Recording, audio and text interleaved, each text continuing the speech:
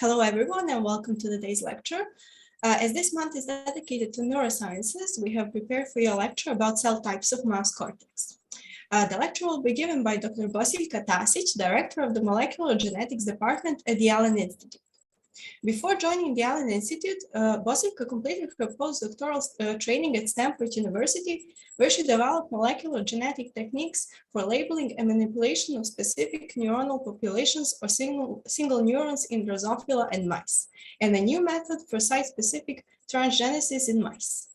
She joined the Allen Institute in 2011 as one of the founding members of the Mouse Cell Types program, which aims to characterize and categorize neurons in mouse and human cortex. Her team is approaching this question at the molecular level by analyzing transcriptomes and epigenetic landscapes of individual neuron or defined neuronal populations, mostly in the mouse cortex.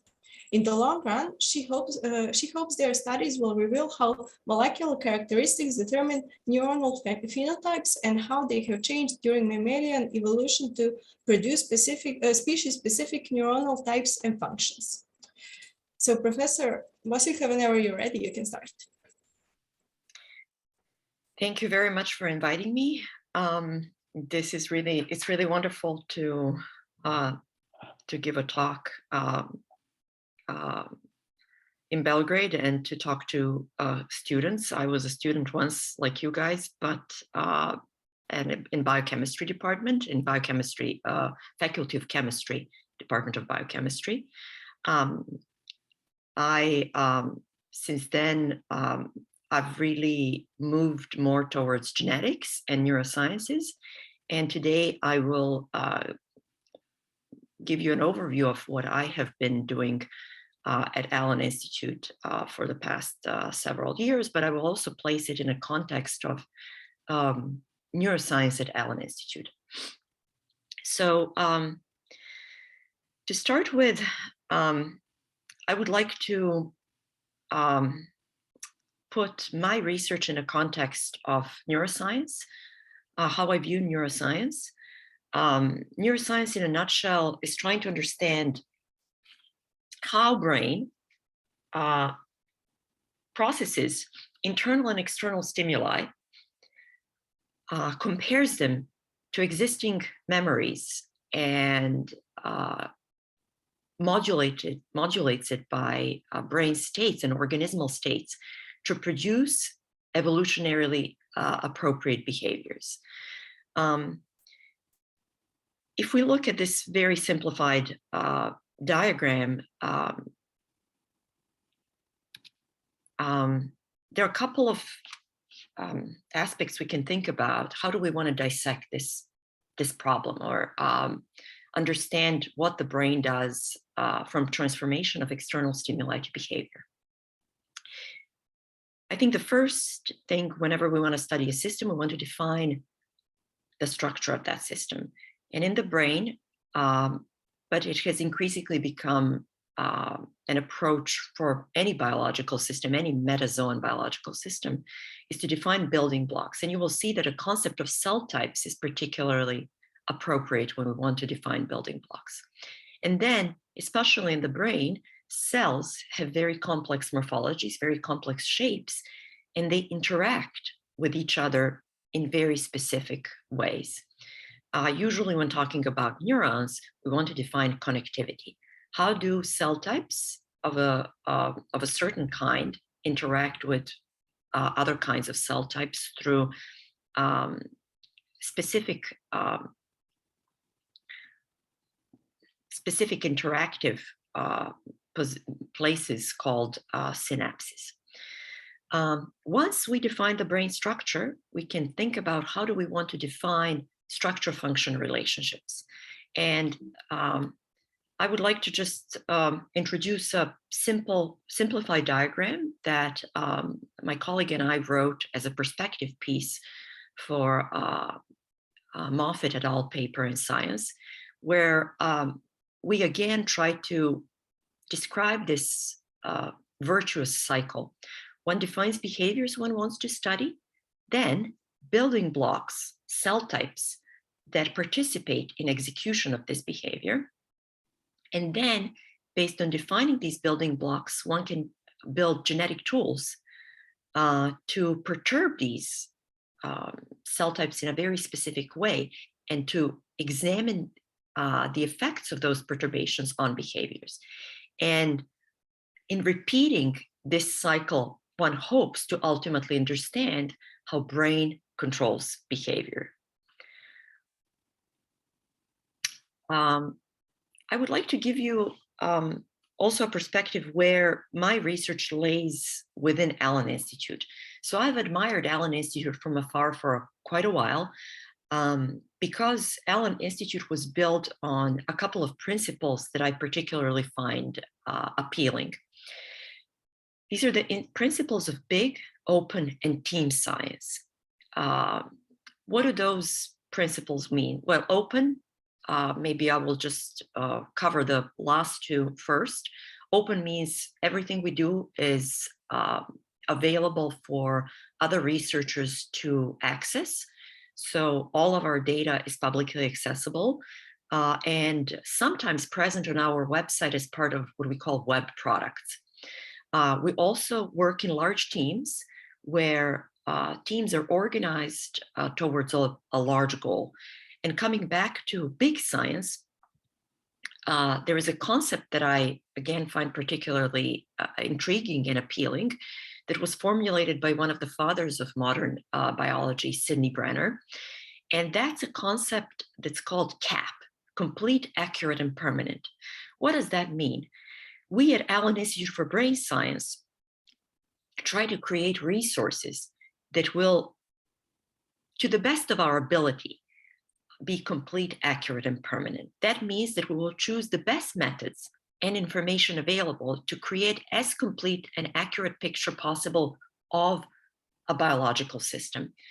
Of course, you know, what is truly complete or accurate? Everything has to be taken with an asterisk, with a slight disclaimer that many judgment calls are involved. For example, is technology ready? And is there a really permanent resource that one can create? Well, let's call it a long-lasting resource. And this all comes together with the understanding that science is iterative. Of course, nothing is fully complete, accurate, and permanent, but we try to make long-lasting, very thorough resources that will have a lasting impact on biology. Our first and original CAP concept, a CAP project, was a genome-wide atlas of gene expression in the adult mouse brain, published in 2006, where one gene at a time was examined, 20,000 genes in total in the whole young adult mouse brain. Together with this, a reference atlas was created and a web application to explore and interact with the data. And last year, finally, the robots, the mechanical robots, the liquid handling robots that were used to generate these atlas were finally retired. And we had a retirement party for our TCAN robots. Since then, we have continued on this path, first as Allen Institute for Brain Science, but recently we have entered a new 16-year phase with three, we call them business units, or 3 units that work on neuroscience within the Allen Institute. One, which continues along the path of Allen Institute for Brain Science and is headed by Hongqi Zhang. The MindScope program headed by Christoph Koch, and a new unit that just started last year called Allen Institute for Neural Dynamics. Karl Swoboda was recruited from Howard Hughes Medical Institute, Genelia campus, to head this unit. It's a very exciting time to be in neuroscience at Allen, and I feel very fortunate to be part of it. The Allen Institute for Brain Science continues to be a CAP institute, and what we have decided to do is to, in detail, analyze molecular and anatomical structure of the mammalian brain as a foundation to studying behavior, circuit function, development, plasticity, evolution, many other things, population diversity, and ultimately therapies, starting with defining brain cell types and their interactions. However, whenever one wants to do these large projects, these CAP projects, one has to be aware dimension explosion. And that's why we're very much focused on young adult mouse brain, because one can say, well, I would like to study many things. I would like to study not only a young adult mouse brain, but different species at different ages and maybe at different stages of perturbations. And therefore, starting any of these projects is very important to at least define the first wins, the first things that can be completed. Therefore, I will first describe what we're trying to do by creating a parts list, and then what our initial focus is. So to define really architecture of a mammalian brain, we have decided to focus on creating a parts list. This parts list is can be defined as defining cell types, which are groups of cells with similar properties. That doesn't only allow us to view these cells as groups that have similar properties and ultimately likely similar functions, but also enables reproducible access to the same parts to study their function in the context of tissue, organ, and organism. How does one do this? One measures quantitatively characteristics of cells. One can measure shapes, morphology, physiology, let's say response properties to electrical stimuli, or molecular signatures. I will focus on molecular signatures as they have emerged as the most high throughput and most easily measurable set of properties for cells. A specific method that has really arisen as the first line of approach to defining cell types is single-cell RNA-seq. Why? This method has arisen for several reasons as really the first line approach, because it is high throughput. There are commercial techniques now available. Features, that is the properties we measure, are defined in their genes. We are fortunate that mouse and human genome projects have already been completed, and mouse and human genomes have been annotated. The approach also has the benefit of universality. One can do and perform this approach not only in these two systems, but in any metazoan, as well as single cell systems, to define building blocks of any biological system. It can also be used as a Rosetta Stone. What I mean by this is if one includes single cell RNA sequencing together with another measurement, single cell RNA sequencing can be used as a translator between any other data modality. And finally, measuring genes, measuring activity of genes can provide hypotheses for cell type function. Genes, many genes have been studied already, and some of them have been well implicated in certain functions. Some of them are new, but are maybe related to families of genes that whose function has been studied. And then finally, something that's very close to my interest is genes enable creation of genetic tools to label and perturb specific types. And this is a very outdated summary of cell types that have been described in mouse and human brain. We are now on the way to create a full overview of cell types in the mouse brain, but this was, in 2017, a book chapter that I published with my colleagues, and it just seems very, very, very outdated, which is sort of good. It means that the field has really advanced very quickly over the last 5 years. How does one do single cell RNA sequencing in order to ultimately define cell types?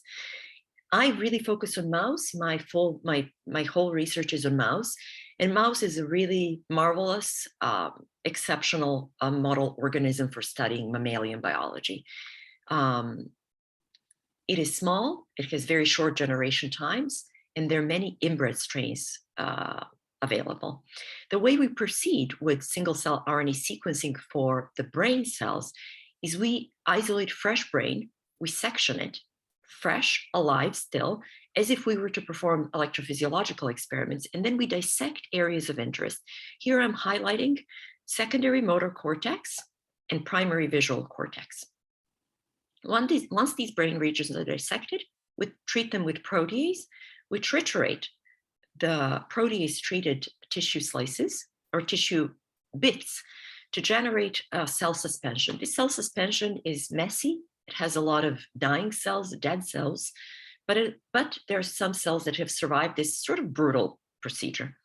What we do then, and this is the first approach we have taken, is to sort, to isolate individual cells using fluorescence-activated cell sorting. And now individual cells are located in individual wells with lysis buffer. Now that individual cells are compartmentalized into these individual wells, we can subject them to biochemical reactions. And this particular one is to create a next generation sequencing libraries for genome-wide RNA. So using what reasonably well-established biochemical reactions, one can reverse transcribe all RNAs, generate double-stranded cDNA, fragment cDNA in such a way to have these tags at the end that enable subsequent PCR and next-generation sequencing. One doesn't only have to focus on RNA, one can do this also in chromatin. And I will just briefly introduce here a technique called a TAG-seq, which instead of focusing on RNA, can focus on open chromatin to generate fragments of DNA, of genomic DNA in this case, that are more open than others. Therefore, using these two techniques, one can generate transcriptomic profiles to the best of our ability and with certain efficiency. One can detect all RNAs in a cell or all open chromatin regions in a cell. More recently, there are commercial instruments that can perform single-cell RNA sequencing or a TAG-seq by partitioning single cells, not in individual wells or individual tubes, but actually in aqueous droplets that are suspended in a lipid phase. And then an instrument can perform biochemical reactions on these on these aqueous droplets in a lipid phase. For human tissue, it is very difficult to isolate live cells because tissue is very myelinated and cells are damaged during isolation. Therefore, most of the work we do on human cells focuses on single nuclei. Nuclei still contain enough RNA and can be sorted in a similar fashion or subjected to, for example, 10x genomics transcriptome analysis. What does one do once one measures all, or to the best of our approximation, all genes and their expression in a cell? One tries to take signatures of these genes and ask, how are these cells similar to each other using their transcriptomes? One can then generate simplified representations of similarities of these cells. A very usual type of representation is a dendrogram, where cells that are like each other are presented as branches on a tree on this dendrogram, and the similarity decreases as one walks up the tree. However, this is a very simplified approach that that sort of forces cells to belong to a certain bucket, forces cells to belong to a certain group. And I just want to mention, without going into details, that we were not entirely satisfied with these simplified visualizations and approaches to characterization of cell types. In fact, there is no reason to assume that all cells need to belong to discrete buckets. It is quite possible and quite likely that many cells lay along continuous dimensions of gene expression space. And therefore, in our algorithms for characterizing cells and their gene expression signatures and similarities of cells to each other, we have devised an algorithm that we call HiCat that actually is able to represent cells along continuous dimensions of gene expression variation. Therefore, one should think of cells living somewhere along these multidimensional gradients of gene expression. And when we, in papers, when we represent cells and where they lay along these, in dendrograms, they lay along these branches on a tree, and tree can be, circular or flat. But actually, I prefer to use many of these other representations where many genes have been collapsed into dimensions, into new dimensions that we call reduced dimensions, and then are further collapsed into graphs or low dimensional representations. So you can imagine you have measured tens of thousands of genes, which you can assume are tens of thousands of dimensions. Then, in the process of generating clusters or defining clusters, you have decreased dimensions already to several tens, let's say.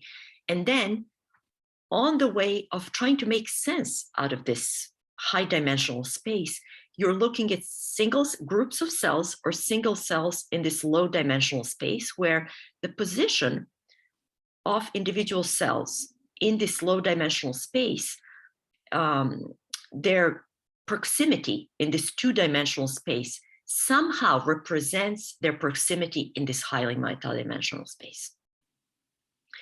And I would encourage anybody who studies cell types or any representations of multidimensional spaces, I would encourage one to look at very different representation of this space, because the dimensionality reduction and the way we represent cells varies quite a bit depending on the types of dimensionality reductions we use. And they vary from very discrete, very approximated and very inaccurate to very continuous and non-hierarchical, but sometimes difficult to interpret. Okay, to give you a glimpse of how we have approached this for mouse cortex, I will again beware dimensionality reduction, and I will focus on the mouse and young adult brain. Again, trying to minimize the dimensionality explosion. Mouse cortex is a very evolutionarily recent, or mammalian cortex is a very evolutionarily recent part of the brain. It covers the more ancient part of the brain as sort of a pancake. It is a multi-layered structure that covers these more ancient, evolutionarily ancient structures. It is a layered structure, usually has 4 to 6 layers that can be seen even just by, let's say, brain staining or tissue section staining using nuclear or RNA stains. One of the major features of cortex is that there are many corticocortical connections. So multiple cortical areas are connected to each other. And then there are only select connections that project out of cortex to, let's say, hippocampus, thalamus, and further down to more ancient, evolutionarily ancient areas to control behavior.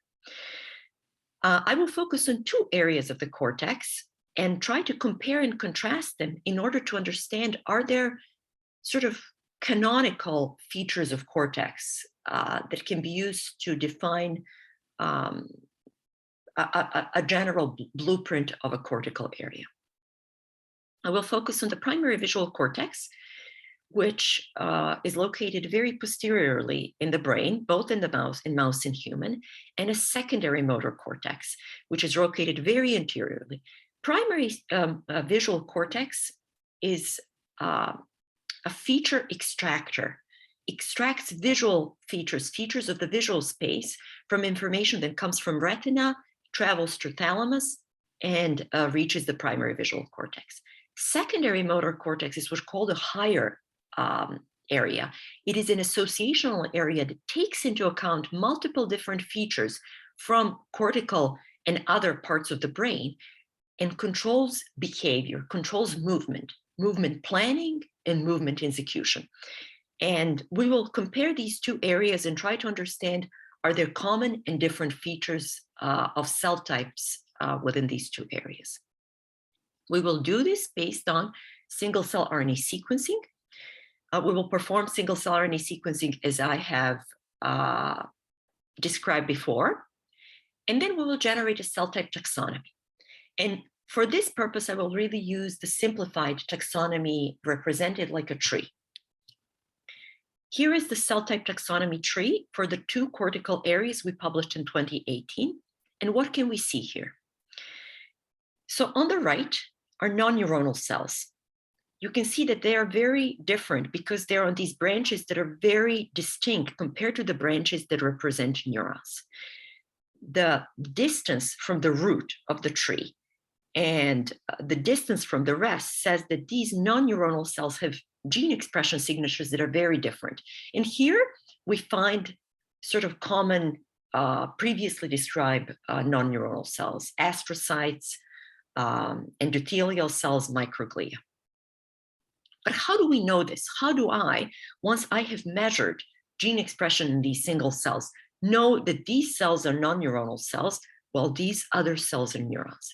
Well, a highly underappreciated aspect of single-cell transcriptomics or any single high-throughput single-cell molecular analysis is comparison of the signatures we obtained based on let's say single-cell RNA sequencing to prior knowledge. Usually what we do is we examine marker genes, genes that are differentially expressed in certain cells versus others, and we ask, how do they correspond to prior knowledge? How do they correspond also to location, morphology, or projection properties of these cells? And to give you an example, I will walk through annotation of this tree using neuronally expressed genes. So for example, we looked at these two main branches on the tree and we asked, what do these two main branches express? And we found that they express many neuronal genes like Thy1. And here what I'm showing is a heat map. On top are just clusters labeled by their unique colors. And on the bottom is gene expression for select genes on a cluster level. So I'm not showing here expression at the single cell level, but on the cluster level. And what I can see that all the cells that I can call neurons, except one here, express Thy1, a gene that has been shown to be expressed in cortical neurons. Then, walking further down the tree, I can find genes that are expressed only in subset of cells. And for example, genes that are expressed in GABAergic neurons. Therefore, I will call this branch of the tree GABAergic portion of the tree. Going further down the tree, I can find, for example, a marker, somatostatin gene, which we know is expressed in GABAergic, in subset of GABAergic neurons in the cortex. Moreover, for select, really, I would call beautiful cell types, we will find cell types that have a unique gene, a gene that's specifically expressed uniquely in this cell type. This is very rare.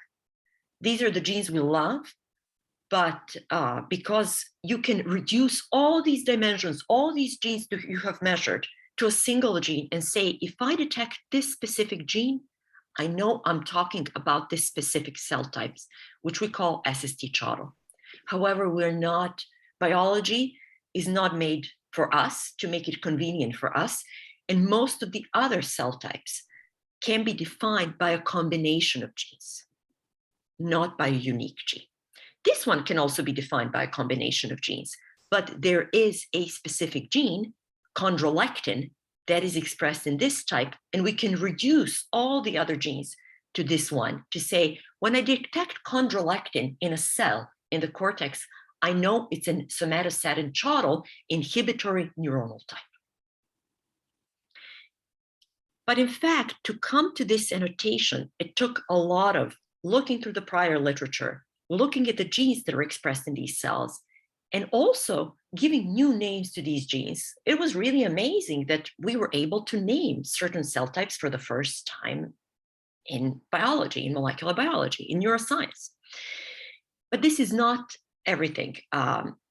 Once you have done this preliminary annotation and said, I think this cluster corresponds to this cell type in the prior literature, you want to know more.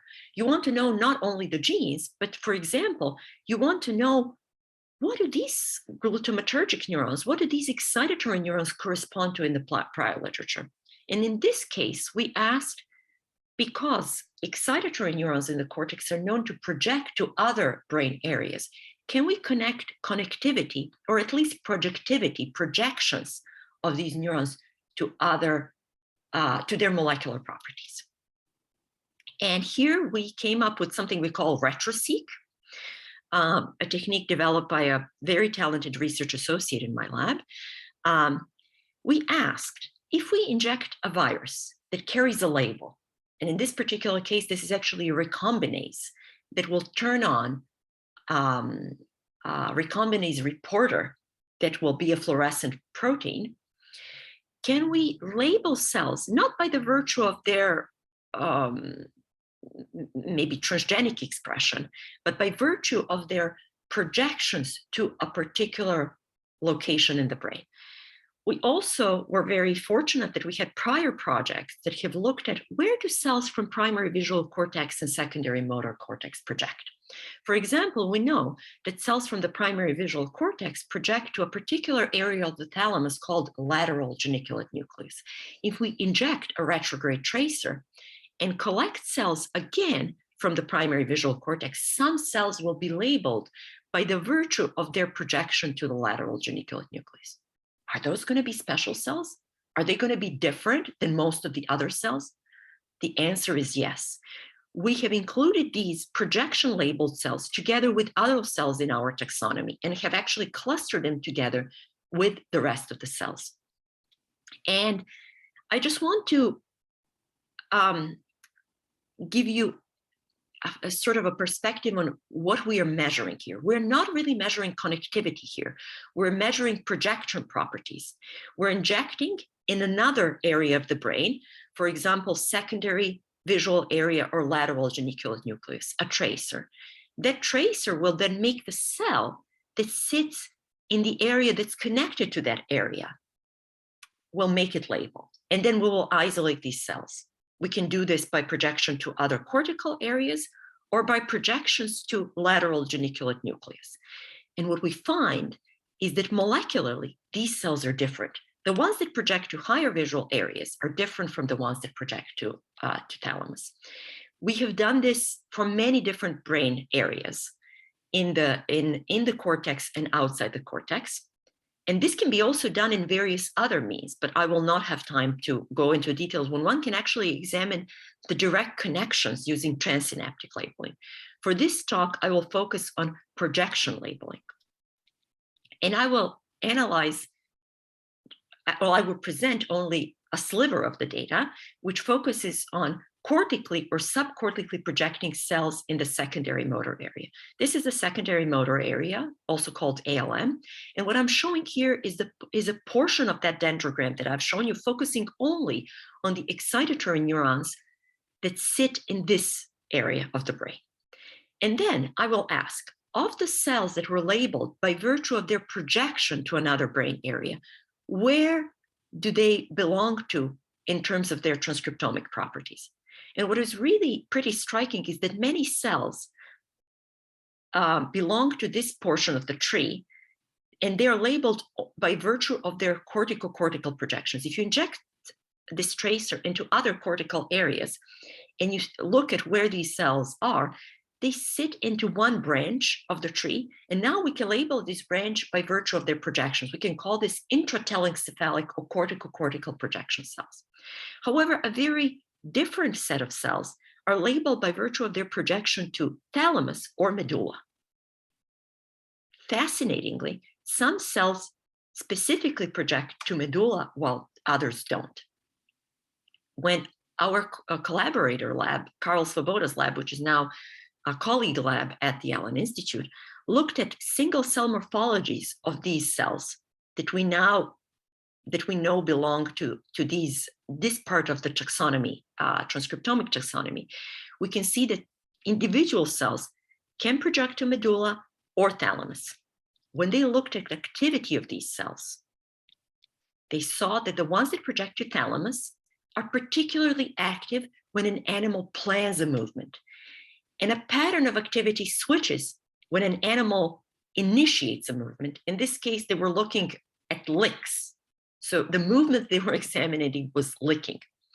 What is really amazing is that cells that we now know have particular biological signatures, have particular transcriptomic signatures, and project to thalamus are involved in movement planning, while the others that project to medulla and further down to execute this behavior project to medulla and control movement initiation. Is this one-to-one correspondence as clear in other cases? Well, I have to disappoint you and myself that especially when it comes to corticocortical projection neurons, molecular signatures are not as striking, and understanding really of the differences has yet to be determined. What is also really interesting is people have shown that the differences one sees in molecules in adult may not be all there is. A work from the lab where I did my postdoc, Litch and Lowe's lab, looked at the diversity of gene expression as the brain develops. In this particular case, they looked at a brain region called the antennal lobe, which connects peripheral sensory neurons to olfactory centers in the brain. And they saw that as the fly develops, and as this particular brain region develops, it has maximal diversity of neural types when connectivity in this brain region occurs. And then the diversity goes down. Therefore, what they concluded is that transcriptomes of closely related projection neuron classes exhibit the larger differences during circuit assembly, but become indistinguishable adult, suggesting that neuronal subtype diversity peaks during development. That means that the cell types that I've characterized, that there are 100 of them, let's say in a cortical areas, may actually be, I don't want to say a tip of an iceberg, but may be underrepresented in molecular diversity that occurs in development. This diversity has also been seen to be maximal in the fly visual system when fly visual system develops antennal lobe and then decreases in the adulthood. I'm again here representing the diversity of cells based on single cells and how proximal they are to each other in this two-dimensional space. And the more discrete they are, the higher diversity is. Well, here you see that they become more fuzzy and sort of more overlapped. This is work from Claude Desplans and Larry Zipersky's lab on fly visual system. Looking at the corticocortical signatures. So I said, when you have subcortically projecting neurons, you can really clearly see differences in cells that project to thalamus and medulla. But cells that project to different higher visual areas, if you label them again with retrograde labeling and look at their gene expression, again in this reduced dimensionality space, and you try to cluster them without knowing where they project, they actually look very similar. You can't distinguish them. You can distinguish them in a supervised manner. If you ask cells that project here versus cells that project here, are there differences in gene expression? There are, but they're minute, suggesting that we need to look in development. We need to look in earlier stages in development to look whether these differences are actually more striking and whether we can find genes that can more easily distinguish these areas, these neurons projecting to these different areas. So correspondence between projections and transcriptomic signatures, although what I've shown you in our first paper was pretty striking, does not have to be as striking for all projection patterns. And one needs to bear in mind, not only does one measure projections versus connections, but does the connections we measure or projections we measure, at what level of resolution we measure them, and to what degree these measurements represent functional connectivity. And again, if some of you are interested in functional connectivity, how does the connectivity we measure based on neurons touching each other, how does it correspond to the connectivity neurons actually send to each other or represent to each other? One needs to look at functional connectivity. And there are various ways to measure this functional connectivity, and they do not always represent equally this structural connectivity. In summary, I would like to say that any measurement we do on a cell will create a taxonomy. And we can say, well, we will create a taxonomy based on transcriptomes, or we will create a taxonomy based on, let's say, morphological, electrophysiological, and transcriptomic measurements. But we need to be clear which properties we used and the taxonomies we measured, what do they represent? And of course, it would be easiest for us if all these types we measure in different modalities, in different characteristics, correspond perfectly to each other, but they don't. And therefore, I always like to emphasize that we measure transcriptomic properties and we define transcriptomic taxonomies. We measure projectional and transcriptomic properties and we can define PT types, or we measure using this multimodal measurement, morphological, electrophysiological, and transcriptomic types, which may actually come in even more complex landscapes than transcriptomic types. We have done this with a really large consortium for the mouse cortex. This is a Brain Initiative Cell Census Network focusing on motor cortex characterization that really highlights this multimodal cell type definition. But what I'm particularly excited to highlight for the rest of my talk is where we can go from here. I have shown you that we can define cell types in two cortical areas using single cell transcriptomics. What NIH has allowed us to do, and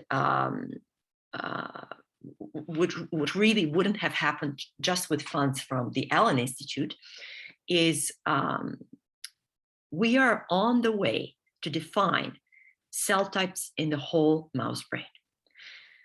I mean, this is really fascinating to me. I feel extremely fortunate to be part of this because I started at Allen Institute a little bit more than, 10.5 years ago. And at that time, there were very few papers that were published studying single cell transcriptomics. Papers were published with tens of cells, dozens of cells published, dozens of cells analyzed. What we're talking about now is that with funding from the Brain Initiative, a National Institute of Health Brain Initiative, we are now able to sequence millions of cells. We're also able to go brain region by brain region and define taxonomy for the whole mouse brain. What I'm showing here are about 1.5 million cells that now can be clustered into about 4,000, more than 4,000 clusters across the whole mouse brain. Some principles stand. GABAergic neurons and glutamatergic neurons, which broadly correspond to inhibitory and excitatory neurons, are separate. Non-neuronal cells are highly separate, but you can also find some of these quite rare in some areas, but quite abundant in other areas, for example, glycinergic cell types. We are on our way to completing this whole brain taxonomy, and we hope to submit it for publication mid-year. This is a work of a large team of my colleagues, a really amazing team, and all led by our executive director, Honghui Zhang. What does this mean for neuroscience, especially for mammalian neuroscience? And as you will see, we have been very focused on just mouse, just young adult mouse, both sexes, and 2 single-cell RNA sequencing platforms. But what does this mean once we get this? It means that for the first time in biology, we will have a blueprint of almost all cell types in a mammalian brain.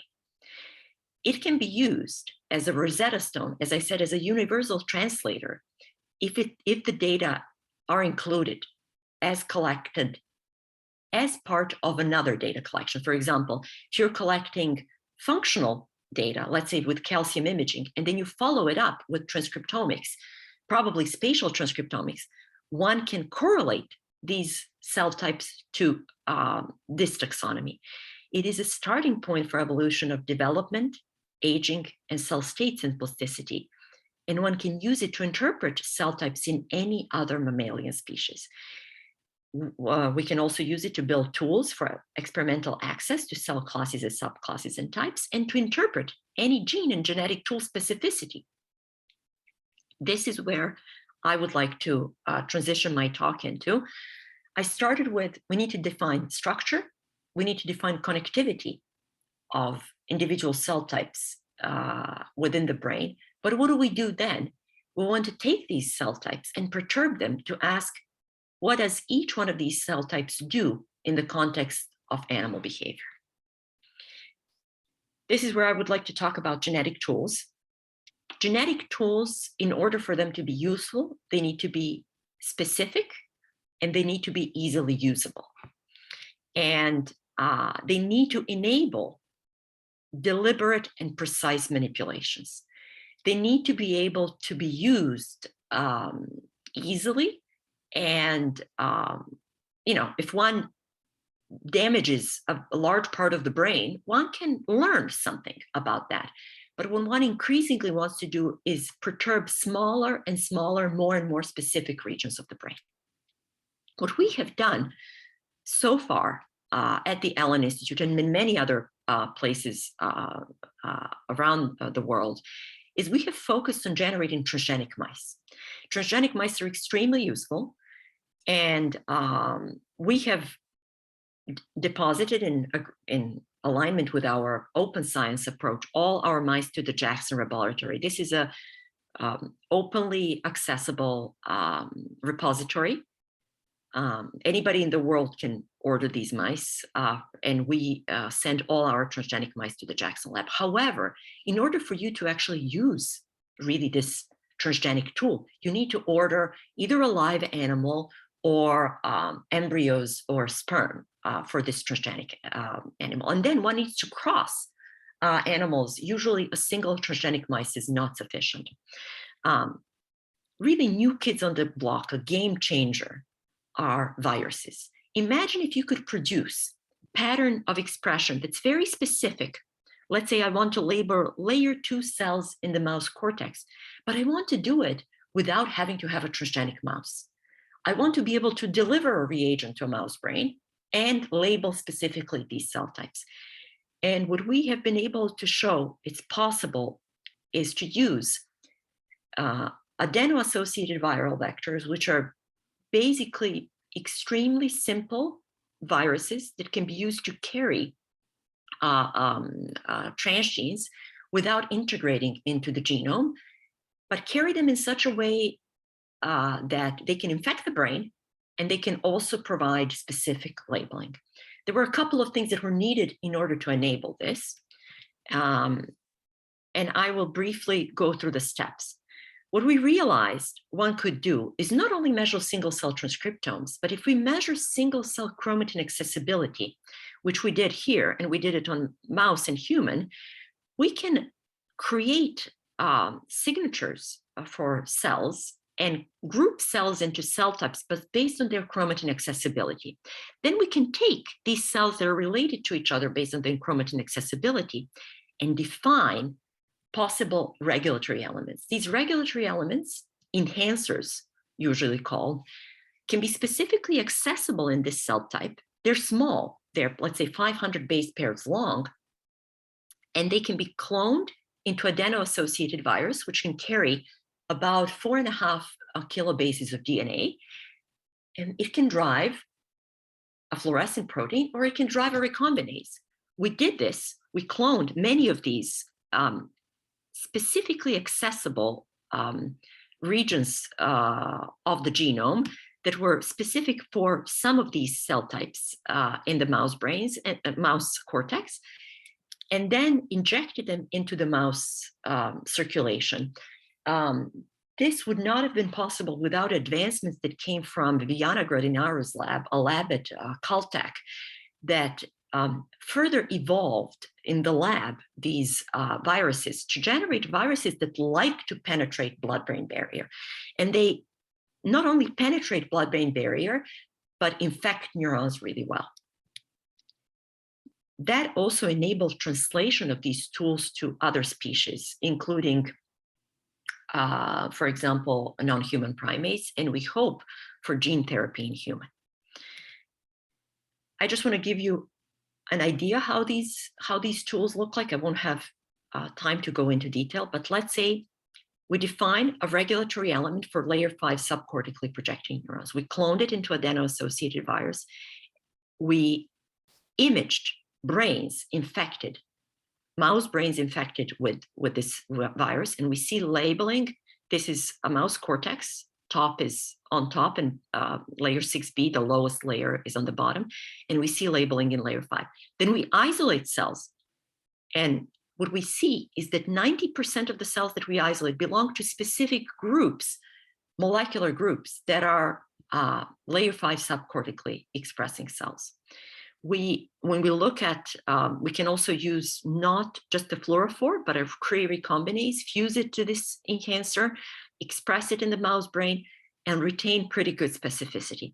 One thing that is not that great with these viruses that are delivered through retroorbital injections is completeness of labeling of a cell type of interest. Completeness is, let's say, in this particular case, only 30%. We have also performed experiments on macaques.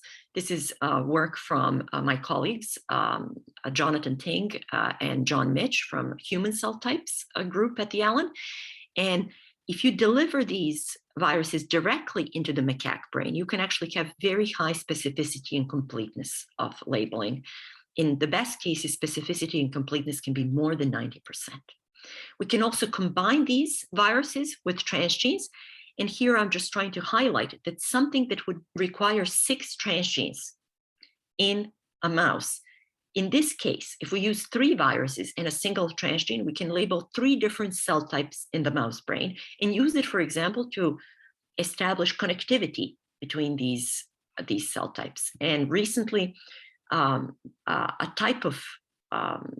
combination of some of these viruses have been used in a paper in Science where we took 1 transgene and 2 viruses to look at pairwise connectivity between cell types. We now have a pipeline. This is in our Allen Institute style, meaning now that we know that these tools are extremely useful, we are trying to generate a lot of them and characterize a lot of them. And we do these in various ways using molecular characterization and brain-wide imaging. And I'm happy to report that now we have many viruses that label very specific regions of the brain. I'm here showing cortex. And as you can see, we have viruses that label layer 2-3 excitatory cells, layer 4 excitatory cells, layer 5 excitatory cells, layer 6B. And they work not only as fluorophores, but also as recombinases. Strikingly, one can go and label finer and finer divisions in the cell type taxonomy. I would just like to highlight this. These are specific interneurons called chandelier cells. We were able to collect chromatin signatures for this group, and then we were able to clone enhancers for this group. And then my colleague Jonathan Tink has examined them in mouse, rats, and macaque. And what's wonderful is one sees these beautiful, very rare, very difficult to access cell types in all these species using our tools. This enables now analysis of chandelier cells across diverse mammalian species, something that is extremely difficult to do if one doesn't have genetic access to these cells. In summary, what I've shown you today is that my team, as part of a larger team, as part of also many other members of the neuroscience community, is on a quest to define cell types, initially using single-cell genomics, single-cell RNA seq and single-cell tax-seq, where my team is doing it mostly in mouse, and then to enable genetic access to these cell types in order to learn what these cell types do. These genetic tools, transgenes, and the more recent, what we call enhancer adeno-associated viruses will enable monitoring, perturbing, and ultimately treating perturbed cell types. What we hope is we want to understand what cell types do in a specific context by monitoring and perturbing these cell types. And we want to connect cell type A with a phenotype B. We also want to enable cell types to become therapeutic targets. You can imagine if you know that a particular cell type is perturbed in a certain disease, you can try to access that cell type using an enhancer recombinant adeno-associated viruses and deliver, let's say, a missing protein or perturb a pathological protein. So this is longer term for the next 10 years. This is our next CAP project, Complete, Accurate, and Permanent project. Provide publicly available data sets for cell types taxonomies, publicly available reagents, and recipes for targeting cell classes, subclasses, and type in mouse and primate brain.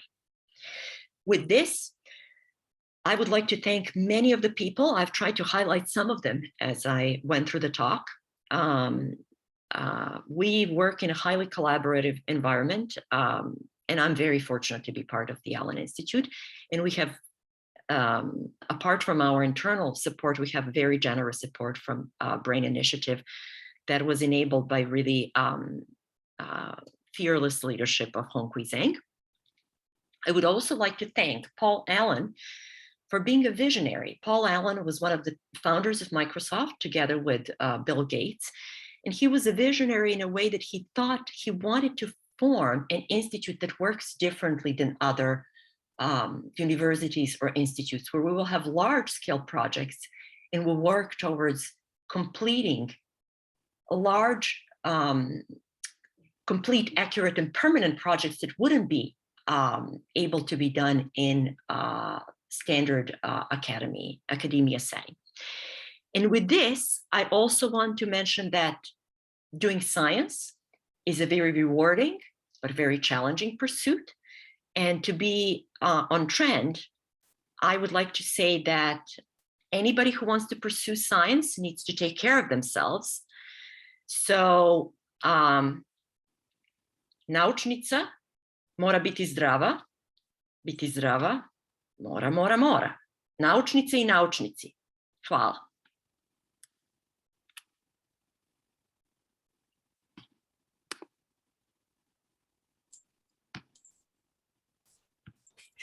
Thank you so much for this lecture and of course for the message at the end. I guess you will be watching Eurovision even though you're in America now. If anyone has any questions, they can write them in the chat, they can write it to me, they can write it to everyone, they can turn on their microphones, even their cameras, they can ask. While you do that, we have one question. Let me just see how it goes.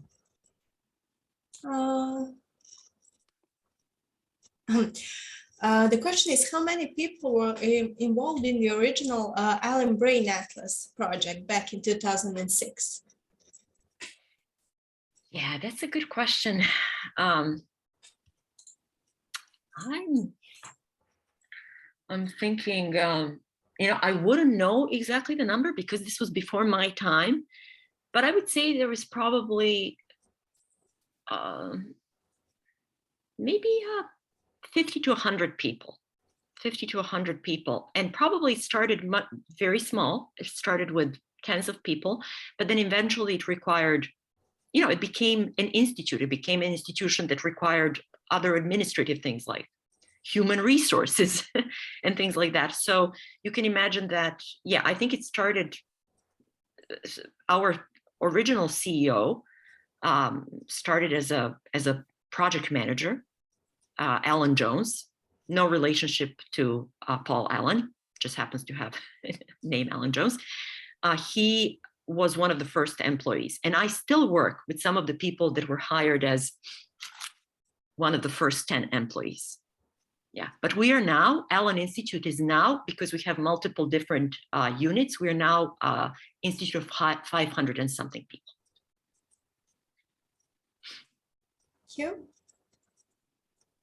Let's see if anyone has any more questions.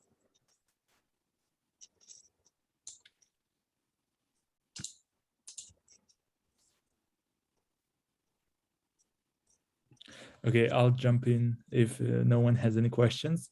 Thank you for the ending. It was amazing. I think it's one of the best endings we have, like the last slide. I was wondering, given the single-cell RNA-seq data, how do you reconstruct that into tissue, or are you only interested in cell types, but not like spatial transcriptomics? Great question. I didn't have time, but this is absolutely the right question. And I think that's where, in general, single-cell transcriptomics is going. So yes, what we do is pretty barbaric. We take this tissue, we section it, we chop it up, we protease treat it, we isolate cells or nuclei, and we lose the information where the cells come from. We know where they come from based on the dissection, but dissections are pretty crude and they're imperfect, and frequently you get other parts of the brain that you don't want, and et cetera, et cetera. So really the emerging field, which I didn't have time to touch upon, but is really the way I feel single-cell transcriptomics on dissociated cells was taking biology by the storm a couple of years ago. Now it's spatial transcriptomics. So what is spatial transcriptomics? Is measurement of many, if not all, but usually just many transcripts in cells in situ. And this is really extremely useful, because when we do what we do, usually, some cells die more than others, especially if we do cell isolation. We lose the exact context, we use the exact arrangement, and we lose exact proportions. So in fact, as part of this whole brain taxonomy that we are trying to finish this year, we hope we will have also a whole brain spatial transcriptomic atlas on roughly 500 genes. We chose wisely these 500 genes so that we can correlate our whole cell transcriptome with 500 genes. So we can actually assign, even in situ, we hope, transcriptomics identities. Oh, great. Yeah, thank you for that question.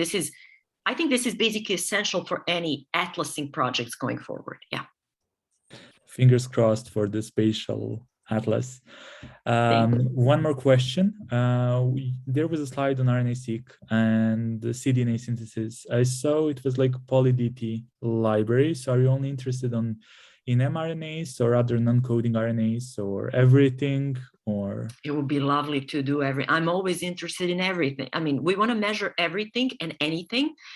The question is really, one has to be opportunistic in a way. What can you measure better, faster, with higher accuracy, and with better sensitivity? And what has emerged is poly-A transcripts are most easily measured, are diverse enough, tens of thousands of them, that you can capture a lot of diversity. But are you capturing all diversity? Absolutely not. So we continue to use poly-A because, again, it's well established. It builds upon our previous data sets, and now commercial platforms are available. But I'm very sure that more things will be measured. For example, I frequently get questions, how about proteins? You know, mRNAs are they're messengers. They're not where the action takes place. I mean, some are, but many of them are not. Many of them are just there to make proteins. And I also see single-cell proteomics, especially in situ proteomics, as another frontier. And probably, I know people don't like when I say this, there will be more than 4,000 cell types in the brain, very likely. Not to mention once we move to the human brain. Great, thank you. And is there any particular reason why there is a lag between mouse atlas and brain atlas? Because I think your work is always coming before the human brain. So I think one major thing is the size. I mean, the size is, yeah, just the fact that, mouse brain is sort of really a blueprint of a simple mammalian brain. And so we always try to develop methods, set up things first in mouse. And I'm really very, very partial to mouse. I've spent most of my career working on mice. I mean, a little bit on flies, but mouse is a human's best friend, in my opinion. And we can do many things on mice. And then we usually perfect our methods, but some of them are not always translatable. For example, we have done a lot of whole cell analysis in mice. We try to do that in human.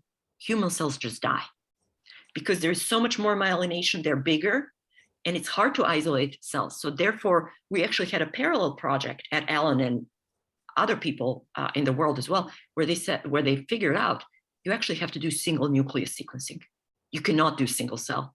You cannot isolate cells, they just die. But you can isolate nuclei, and there is enough RNA retained in the nucleus, a lot of it is pre-mRNA, that is good enough. And of course, one other thing that is especially convenient about mice is there are many inbred strains where you can dissociate environment and genetic contribution. And many of the work we do is on inbred Black 6 strain, which really minimizes the variability across subject. What happens frequently when you do human single-cell RNA-seq, they're huge, people call them batch effects, but they can be really biological effects because we as humans are very outbred. We're very outbred. Great, thank you. And just one question when it comes to your experience, you as a biochemist, how difficult did you find to, all of the sudden work with all of the single cell analysis and, data analysis? So shall we all start learning bioinformatics here, or? I would warmly recommend it. I feel it's becoming, bioinformatics or informatics in general is sort of a new literacy. I can tell you that I'm one of the most illiterate people in my team, probably, because I've studied, I've done very little coding in my life. Although I come from actually a family of engineers, but I went into biochemistry, but computer work is not foreign to me. But now when I hire new people, I almost don't hire people without coding skill or desire to code. I think it is almost a must. Biological systems are so complex. The measurements are so complex. It is an imperative if one wants to do quantitative measurements on more than just several properties. Bioinformatics is a must. Yeah. So okay. I would encourage anybody who wants to go into biology in general, take at least some basic courses in R. Perfect, thank you. And just thank you. And if someone has any questions, feel free to say so. And I would just like to add, Bosiljka mora biti zdrava. Hvala. Svi vi, vodite računa o sebi, deco. Hvala. Thank you so much for inviting me. And yeah, it was lovely presenting and talking to you. Yeah, we have one more question. Oh, we do? Okay. Yeah. It says, could there be differences between single-cell proteomic approach as far as the definition of cell type is concerned? I think there will be. I think actually it will probably be yet another layer. I think it's just going to, once we measure proteins, and not to measure proteins with all their modifications. And imagine if you do single-cell clustering based on proteome and proteome with all the protein modifications. I think the definition will be probably refined and maybe different. So that's why I always feel like when we define taxonomies and we define cell type, we need to say, this is a transcriptomic taxonomy based on measurements in adult mouse. Taxonomy based on measurement of a developmental mouse, let's say at a postnatal stage when there is critical period plasticity, is different probably. And the same will be, I think, if we measure proteome.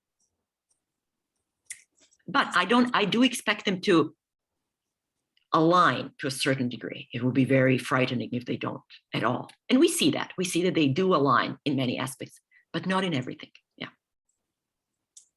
Thank you. I think that will be all. Okay. Well, thank you very much for the invite and goodbye. You're welcome. We wish everyone well and hope to see you at one of our next lectures, or maybe some, as you've seen, we have posted one call for internship. So if you're interested, you can apply for 2 more days, see what you're interested in, and we hope to see you there also too.